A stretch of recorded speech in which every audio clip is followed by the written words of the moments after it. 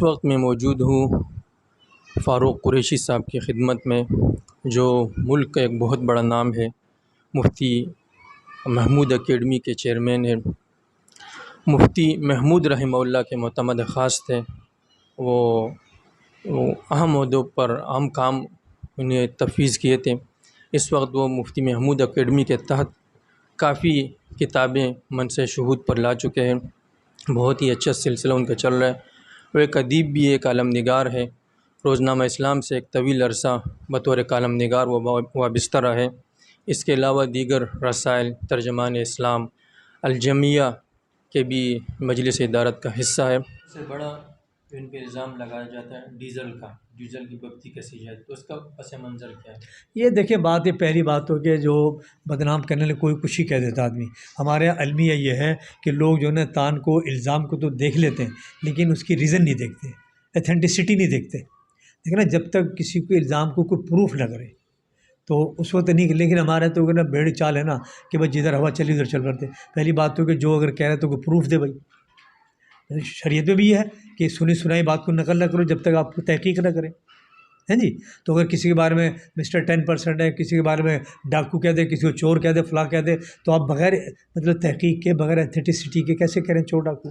تو پہلی بات تو ہے کہ جو بندہ کہہ رہا ہے بھائی ڈیزل ہے ٹھیک ہے، تو آپ بتائیں کیوں ہے، کسی نے اپروو کیا ہو؟ دیکھو نا، اگر ایسا ہوتا، ایک جوابی بات، الزامی جواب، اگر ایسا ہوتا تو مجھے آپ بتائیں کہ اس سے پہلے حکومتیں رہی ہیں، ہماری خلاف رہی ہیں نا، ٹھیک ہے، اب بھی ہماری سب سے زیادہ اینٹی حکومت ہے، تو ان کے پاس کچھ ہے؟ نیب نے بات کی تھی، نیب نے کوئی پیش کیا آج تک؟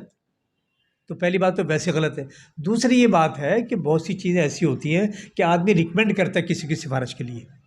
تو جہاں تک میری معلومات یہ ہے کہ کسی جماعتی ساتھی نے کوئی امپورٹ کرنے کے لیے، کوئی ڈکلیریشن کے لیے اپلائی کیا تھا، تو مولانا نے اس کی ریکمینڈ کی تھی بھائی ان کو کام کر دیا جائے کسی کا۔ تو چونکہ ہر جگہ فائل محفوظ ہوتی ہے کہ وہ اس کے ذمہ لگاتے ہیں بڑے آدمی کے، ہے نا۔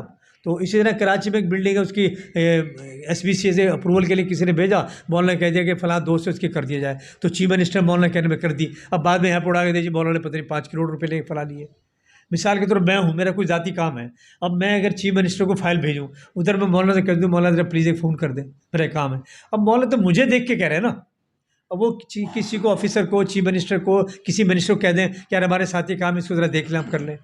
اب میں اگر کوئی غلط کام کروں تو میرا مسئلہ ہے نا، تو مولانا تو کانفیڈینس میں گئے نا۔ تو اس قسم کی بات ہے، جبکہ کوئی وہ اس پہ یقینی بات نہیں ہے۔ وہ دراصل یہ کہ صحافی نے ایسے لکھ دیا تھا، بہت سی چیزیں لکھ دیتے لوگ، وہ ان کے ہاتھ لگ گیا، کرتے پھر رہے ہیں۔ لیکن بات وہ یہ کہ یہ وہ خود سے بات ان کا اظہار ہے، یہ اس میں کہیں کوئی حقیقت نہیں ہے۔ اور مولانا تو کئی دفعہ کہہ چکے ہیں نا، باقاعدہ میڈیا پہ کہہ چکے ہیں، ایک ایک گھنٹے کے پروگرام میڈیا پہ ہیں، انہوں نے واضح طور پہ کہا ہے، بلکہ بار بار کہا کہ لعنت اللہ علی الکاذبین، اگر تم جھوٹے ہو تم پہ لعنت، میں جھوٹ بولتا ہوں مجھ پہ لعنت ہے، اگر ہو تو پھر لاؤ سامنے۔ دیکھیں نا، بارے ثبوت کس کے ذمہ ہے؟ مدعی کے ذمہ ہے نا۔ جو دعویٰ کرے گا وہ ثبوت دے، بغیر دعوے کے، بغیر ثبوت کے دعویٰ کیسے مان لیا جائے گا؟ تو جتنے میں اتنی باتیں کون کہا؟ اب یہ تھوڑی کہ مجھے کسی نے چور کہا تو میں پیش کروں میں چور نہیں ہوں۔ بھائی مسئلہ ہے کہ مجھے چور کہہ رہے تو بتائے بھائی میں نے کہاں چوری کی ہے، اس کے بعد میں بتاؤں گا۔ اب میں خود کو نہیں بھائی میں چور تو نہیں ہوں، میں چور تو نہیں ہوں۔ تو یہ صرف خرافات ہے، بالکل بیس لیس چیز ہے، کوئی صرف نہیں۔